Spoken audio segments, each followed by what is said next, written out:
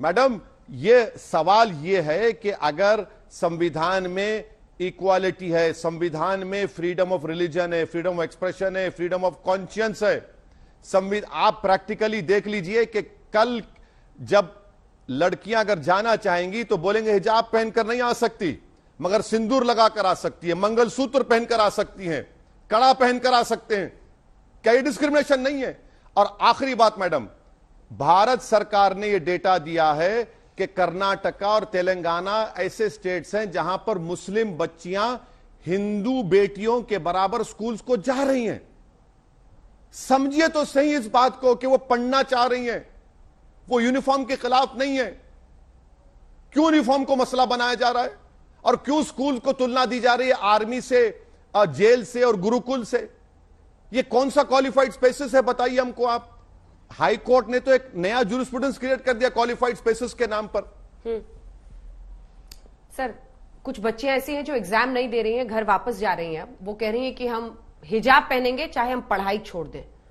आप उनसे कहिएगा कि नहीं, किताब को किसी भी हाल में मत छोड़ना।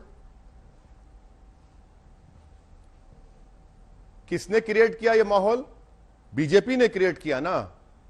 उत्तर प्रदेश के चुनाव में आज तक पे दिखाया गया कि जेपी नड्डा को मुस्लिम महिलाएं हिजाब निकाब पहनकर आरती उतार रही हैं। मुंह में लड्डू फूट रहे थे जेपी नड्डा के, हैं?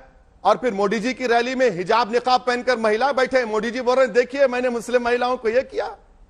आपकी वोट की जरूरत है तो मुस्लिम महिला जिंदाबाद, मुस्लिम महिला को शिक्षा की जरूरत है तो मुर्दाबाद।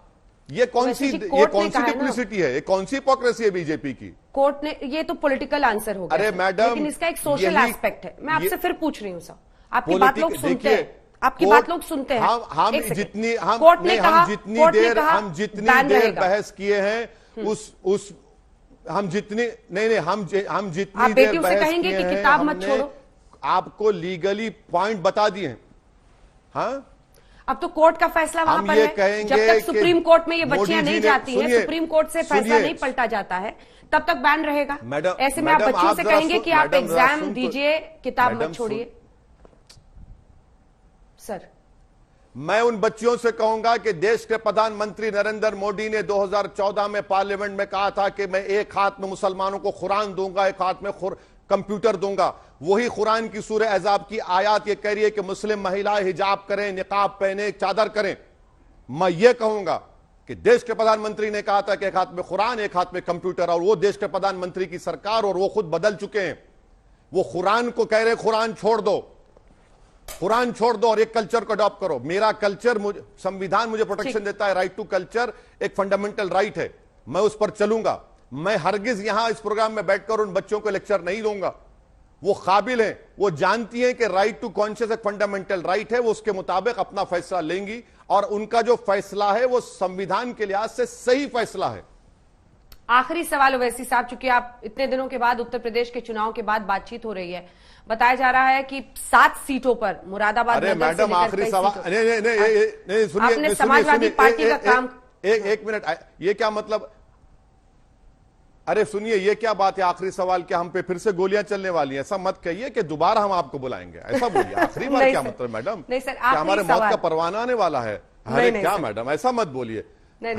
ये मेरा ये अर्थ नहीं। इस इंटरव्यू का आखिरी सवाल, मगर इंटरव्यू का आखिरी सवाल, हाँ जी, नहीं हमको आजकल हम फिक्रमंद हो जाते हैं। आखिरी जब बोलते हैं तो वो जो गोली चलाने वाले बोले कि इसकी आखिरी सभा है, तो इसलिए हम जरा थोड़ा आखिरी वर्ड से थोड़ा हमको तो फिक्र शुरू हुआ थी। बोलिए। इस इंटरव्यू का आखिरी सवाल सर, और वो ये कि यूपी इलेक्शंस में सर 95 सीटों पर आप लड़े, लेकिन एक भी सीट आपको नहीं मिली, बल्कि 6 सीटों पर समाजवादी पार्टी का जो मार्जिन था लॉस का, उससे ज्यादा वोट्स आपकी पार्टी को मिले, तो 7 सीटें आपने उनकी छीन ली और मतलब ट्रबल मेकर साबित हुए, किंग मेकर ने।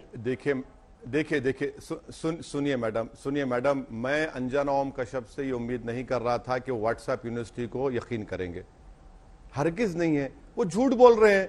वो कांग्रेसी और सपा के लोग हैं जो अपनी शिकस्त का बदला हमसे निकालना चाह रहे हैं। अच्छा, उसमें जो 7 सीटें बसपा ने कितने वोट ली, कांग्रेस ने कितने वोट लिए? और हम चुनाव लड़ते हैं तो जीतने के लिए लड़ते हैं। लेकिन और यही लेकिन मैडम लेकिन आपको याद दिला रहा हूं, व्हाट्सएप आप यूनिवर्सिटी से बात नहीं कर रही हूँ।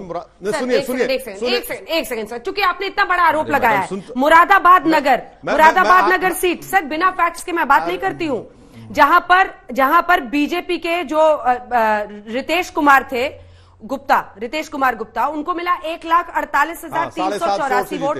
हाँ, और मोहम्मद यूसुफ अंसारी मैडम मैं कह रहा हूं ना 750 782, और आपके कैंडिडेट को मिला था 2,661। 7.5 वोट से आपके वाकी रशीद को मिला था 2,661 क्या अंजना ओम वोट। क्या सुनिए